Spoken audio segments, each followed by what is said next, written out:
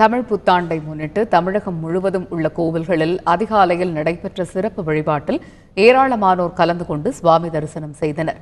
சித்திரை முதல் நாளான இன்று ஹேவிளம்பி ஆண்டு பிறந்துள்ளது. ஹேவிளம்பி தமிழ் புத்தாண்டை முன்னிட்டு கோவில்களில் அதிகாலை சிறப்பு வழிபாடு நடைபெற்றது. இதையொட்டி ஏராளமானோர் அதிகாலையில் எழுந்து புத்தாடை அணிந்து வாழ்த்துக்களை பரிமாறிக்கொண்டனர். சென்னை வடபழனி முருகன் கோவிலில் அதிகாலையில் நடைபெற்ற சிறப்பு வழிபாட்டில் ஏராளமான மக்கள் கலந்து கொண்டு சுவாமி தரிசனம் செய்தனர். தமிழ் புத்தாண்டுக்காக வடபழனி கோயிலுக்கு தரிசனம் பண்ண முருகரை தரிசனம் பண்ண வந்திருக்கேன். இந்த தமிழ் புத்தாண்டு எல்லா மக்களுக்கும் நோய் இல்லாமல் நல்ல வழி கொடுக்க கடவுள் அருள் எல்லாருக்கும் கொடுக்கணுன்றதுக்கு சொல்லிக்கிறேன். தமிழ் வருஷ பிறப்பு அன்னைக்கு கோயிலுக்கு வந்திருக்கோம், தரிசனம் பண்ணோம் சாமியை. மற்றவங்களும் நல்லா இருக்கணும், நாங்களும் நல்லா இருக்கணும்னு சொல்லிட்டு கடவுளை பிரார்த்தனை பண்ணோம்.